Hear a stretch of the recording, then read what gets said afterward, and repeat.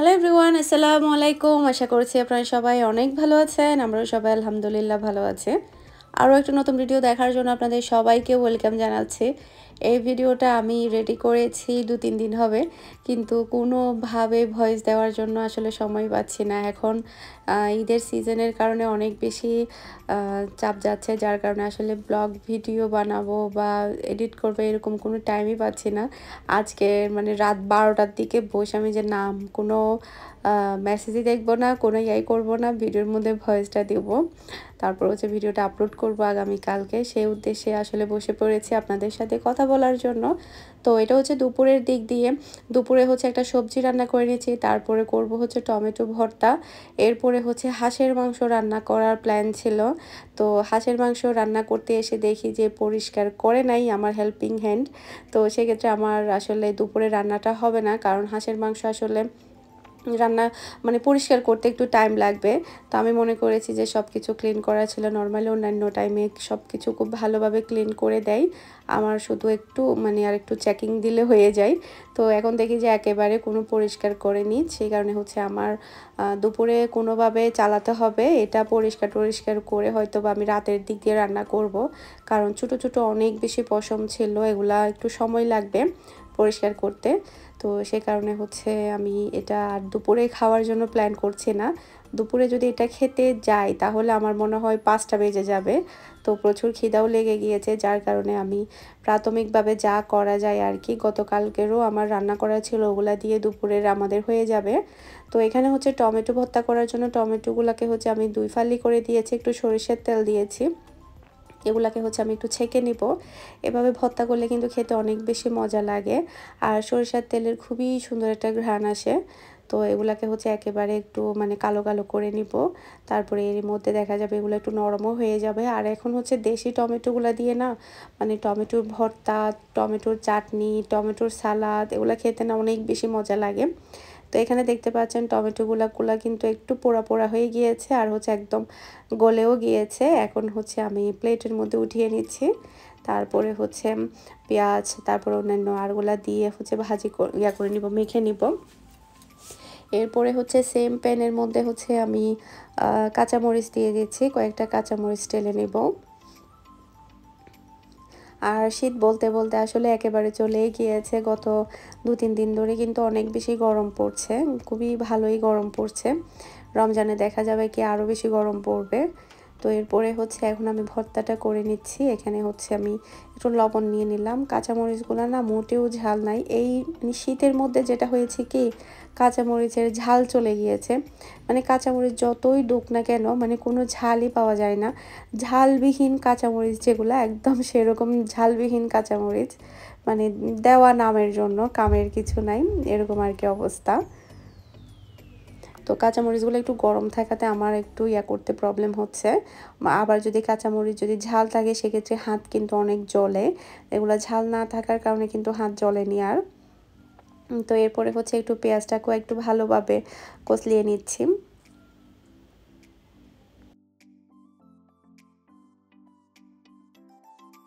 আজকে আপনাদের সাথে অনেক বড় একটা ভিডিও শেয়ার করছি। আমার মানে কমেন্টে কিন্তু সবসময় আসে যে আপু কেন তুমি ডেলি ভিডিও দাও না, বড় ভিডিও কেন দাও না। আসলে মানে আমার কিন্তু প্রতিদিন ব্লগ ভিডিও দিতে অনেক বেশি ইচ্ছে করে, তারপরও দেখা যায় কি ডেলি একই রকম ভিডিও বা একই রান্নাবান্না, ডেলি একই রুটিন কি দেখাবো বা কি ভিডিও করব, এটা চিন্তা করে কিন্তু অনেক সময় ভিডিও করা হয় না। যখনই একটু ডিফারেন্ট কিছু দেখি তখনই কিন্তু আসলে ভিডিও করা হয়। তো একটু হচ্ছে আমি সরিষার তেলও দিয়ে দিলাম, তারপরে হচ্ছে ভালোভাবে মাখিয়ে নিলাম।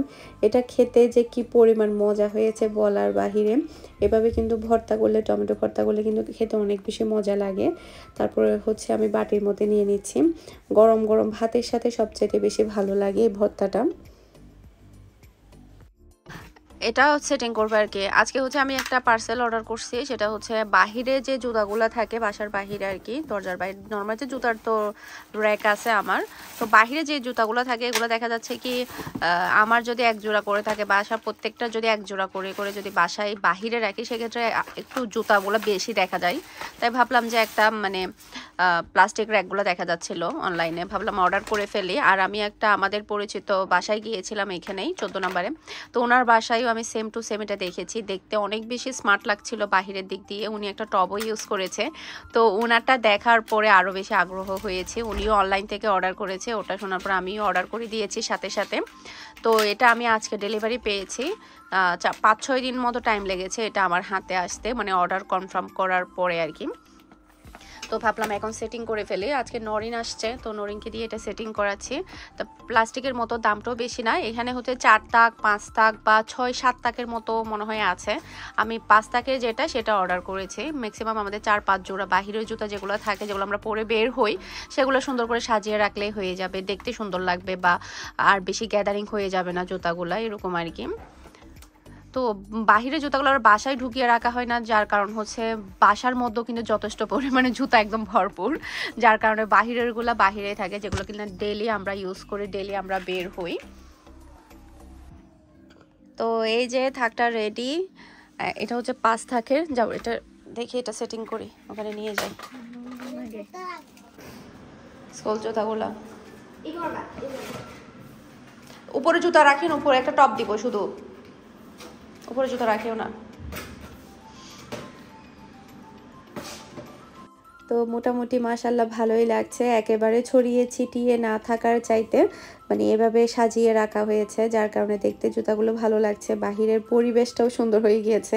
আগে যে পরিমাণ বাহিরে জুতা থাকতো, দেখলেই আমার মাথা সব ঘুরাই যাইতো। তো এরপরে হচ্ছে আমরা কাজের দেরিতে আসলাম, এখানে হচ্ছে একটা টেবিল কিনবো, একটু মিডিয়াম সাইজের আর কি। তো টেবিলগুলো দেখছিলাম, এই টেবিলগুলোর প্রাইস একটু বেশি, প্রায় হচ্ছে 25,000 কি 30,000 টাকা বলছিল, কেন জানি না এত দাম বেশি।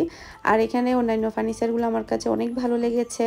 কর্নার সোফা সেটগুলো অনেক সুন্দর, বিভিন্ন আরও অনেক সুন্দর সুন্দর ফার্নিচার ছিল, যেগুলো দেখতে অনেক বেশি ভালো লাগছিল। এগুলো দেখলে ইচ্ছে করে যে ঘরের সব ফার্নিচার চেঞ্জ করে নতুন করে নিয়ে আসি। তো এরপরে হচ্ছে আমরা টেস্টি টিতে আসলাম, এখান থেকে হচ্ছে আমরা মোমো খাবো। এখানকার মোমোগুলো খেতে ভালোই লাগে। তো মোমো অর্ডার করেছি। মোমো অর্ডার করার পরে একটু বসতে হয়, কারণ এটা মানে গরম করে না, মনে হয় এটা ভাপে দিয়ে তারপরে দেয় মনে হয়। তো সেক্ষেত্রে প্রায় 15-20 মিনিট বসতে হয়। তো এখানকার মোমোগুলো আসলে খেতে ভালো লাগে। 2 ধরনের একটা চাটনি দিয়ে থাকে, একটা মিষ্টি থাকে আর একটা নর্মাল পুদিনা পাতা কি মনে হয় ধনে পাতা এই টাইপের একটা চাটনি থাকে। তো আমার কাছে আসলে মিষ্টি চাটনি যেটা থাকে ওটা দিয়ে খেতে না সবচেয়ে বেশি মজা লাগে। আর এখানে হচ্ছে 6 পিস মোমো মনে হয় 150 টাকা কি 120 টাকা মনে হয়, ভুলে গেছি। তো মোটামুটি সাইজের থাকে। তো এরপরে হচ্ছে আমার অনেকগুলো পোস্ট যাবে, তো পোস্টের জন্য সবগুলো ড্রেস সেটিং করতে হবে। আজকে আমি পোস্ট করব হচ্ছে 4 জনের জন্য। এখানে হচ্ছে লাক্সারি রামসার ড্রেস আছে 2টা, তো এটার সাথে আরও বোরকা আছে। টোটাল হচ্ছে 4-5 জনের ড্রেস পাঠাবো, সবগুলা সেটিং করে তারপরে অ্যাড্রেস করা অনেক সময়ের ব্যাপার হয়ে যায়, যার কারণে দেখা যায় কি পোস্ট করতে আমাদের একটু টাইম লাগে। 4-5 জন 6-7 জনের একসাথে রেডি করে তারপরে হচ্ছে পোস্টগুলো করা হয়। তো এখানে একজনের কাপড়, এখানে হচ্ছে বাংলাদেশি প্যাটেল, তারপর হচ্ছে মালহা পাকিস্তানি ড্রেস, সব মিলাই আর কি, সব যার যেরকম ভালো লাগে। তো এখানে অনেক ধরনের ড্রেস আছে। বেশিরভাগ কাস্টমাররা হচ্ছে বাহিরে হচ্ছে পাকিস্তানি ড্রেস, তারপরে হচ্ছে পাকিস্তানি মালহাগুলো বেশি পছন্দ করে, এগুলো বেশি নিয়ে যায়।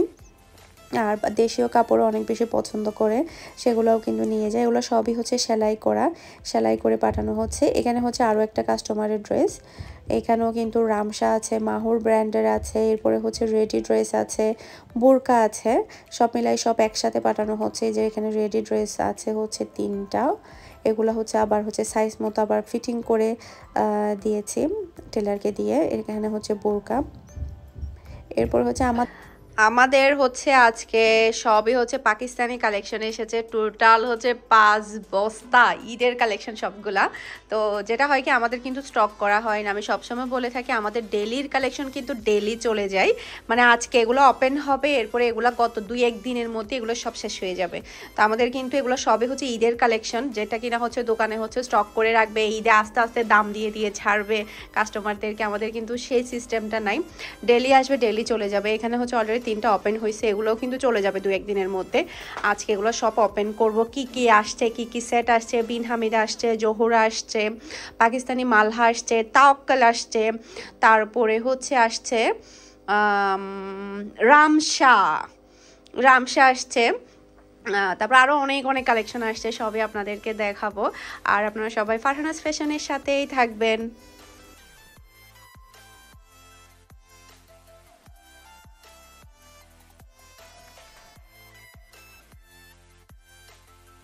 সবগুলো বস্তা ওপেন করা হয়েছে, আপনাদেরকে এক নজরে একটু দেখায় কি কি এসেছে। সবই লাক্সারি ড্রেস, জোহরা, তারপর হচ্ছে রুহাই শুক্রান, তারপর হচ্ছে পাকিস্তানি মালহা, তাওয়াক্কাল, সবগুলা পেটিয়ে পেটিয়ে এসেছে।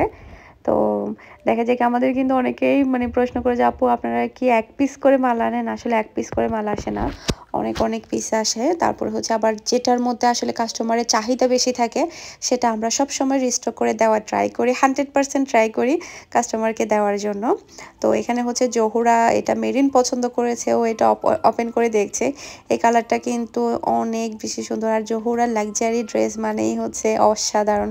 এগুলো একটা বললেই হবে, বিয়ে সাথে যারা কিনা লাক্সারি শিফন পরতে পছন্দ করেন না, জর্জেট পরতে পছন্দ করেন না, তাদের জন্য এই ড্রেসগুলো। এগুলো এত বেশি গর্জিয়াস, এগুলোর মধ্যে কিন্তু আবার প্যাচেসও আছে। আর ওড়নাগুলো অনেক বেশি সুন্দর থাকে। এটা মেরিন পছন্দ করছে ওর জন্য। তো রাতের প্রায় হচ্ছে 10টা, 10:30টার দিক দিয়ে হচ্ছে ফুচকা নিয়ে আসছে মিহির বাবা। তো ফুচকা খাবো এখন। ওরা বাহিরে গিয়েছিল, আসার পথে ওরাও খেয়েছে, আবার আমার জন্য নিয়ে এসেছে। তো এখান থেকে এনেছে, নতুন একটা দোকান ওপেন হয়েছে, ওখান থেকে এনেছে। আমার কাছে কিন্তু ফুচকা অনেক বেশি ভালো লাগে। আর হচ্ছে এইখানে দেখলাম যে 10টা কি 12টা মনে হয় ফুচকা দিল, আর অনেক বেশি পুর দিল, আর অনেক বেশি হচ্ছে টক দিল। মনে হচ্ছে 30টা ফুচকার এখানে পুর আর হচ্ছে টক দিয়েছে। মানে আমি জাস্ট হচ্ছে অল্প একটু খেয়েছি, বাকি বেশিরভাগই কিন্তু পুর আর হচ্ছে টক কিন্তু রয়ে গিয়েছে। এতগুলো কি ভুলে দিল নাকি এমনিতেই দিল বুঝতে পারলাম না। নর্মালি যখন পার্সেল করে তখন কিন্তু অত বেশি দেয় না, তবে এখানে দেখি যে প্রচুর পরিমাণের এক্সট্রা দিয়েছে। মানে আমাদের ফুচকা ছিল না, তবে পুর আর হচ্ছে টক রয়ে গিয়েছিল। আমার বাসাও কিন্তু এমনিতে ফুচকা ছিল, তবে রাত হওয়াতে কিন্তু আর খাওয়ার কোনো চাহিদাই ছিল না, কারণ যেহেতু রাতে আবার খাবার খেতে হবে। বিকালের দিক দিয়ে হলে ভালো হতো, দেখা যায় কি এগুলা শেষ হওয়ার পরে আমাদের বাসায় যেগুলো ছিল ওগুলোও কিন্তু করে খাওয়া যেত। আর বাহিরের ফুচকানো অন্যরকম ভালো লাগে বাহিরে বসে খেতে। আর হচ্ছে তেমন একটা ঝাল ছিল না, ঝাল হলে আরও বেশি ভালো লাগে। তো এরপরে হচ্ছে রাতে কিন্তু আমার অনেক বেশি কাজকর্ম আছে। আর ভাবলাম যে যেহেতু মানে দুপুরে হাঁসের মাংসটা রান্না করতে পারিনি, রাতের দিক দিয়ে হাঁসের মাংসটা অন্তত রান্না করে ফেলি। রাতে খেতে না পারলেও সকালের দিক দিয়ে আমরা মানে বানাবো, চিতই পিঠা বানাবো, খোলা যা পিঠা যেটা আর কি, মানে মাটির খোলায়। আমি একটা মাটির খোলা কিনেছি, মিহিকে যখন স্কুলে দিতে যাচ্ছিলাম তখন একটা মাটির মানে ভ্যান বসেছিল, ভ্যান থেকে নিয়েছি আমি মাটির খোলাটা 50 টাকা দিয়ে। তো দেখি ওটাতে বানাতে পারে কিনা, একেবারে নিউ খোলা। সকালবেলা ট্রাই করব। এখন আগে হচ্ছে হাঁসের মাংসটা রান্না করে রেখে দেই, তারপরে হচ্ছে করব। রাতের দিক দিয়ে হয়তো বা মিহির বাবা খাবে। তো এরপরে হচ্ছে আমি মশলাটা এখানে কষিয়ে নিয়েছি, এরপরে হচ্ছে টমেটো দিলাম।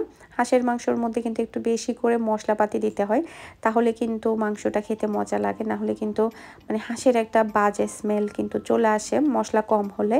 তেল মশলা মানে কষানোটা সব কিন্তু একদম প্রপারলি হতে হয়, না হলে কিন্তু অত বেশি ভালো লাগবে না।